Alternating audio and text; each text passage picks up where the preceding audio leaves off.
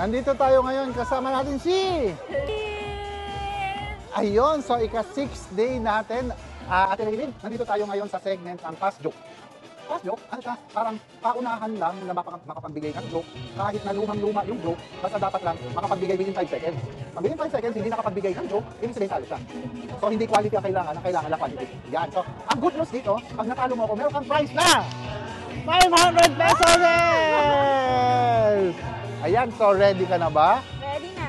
So, syempre, ako yung unang nakaisip na to. Okay. Ako yung unang mauna. Sige po.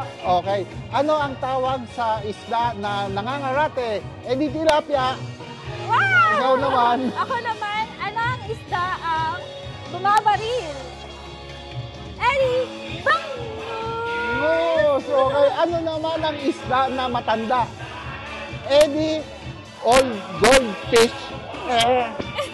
Ano naman ang puno na hindi pwedeng akyatin? Meron ba ganon? Meron. Okay. Ito ay yung nakatumba. Oo nga, ano. Ano naman ang tawag sa isda na 100 years old?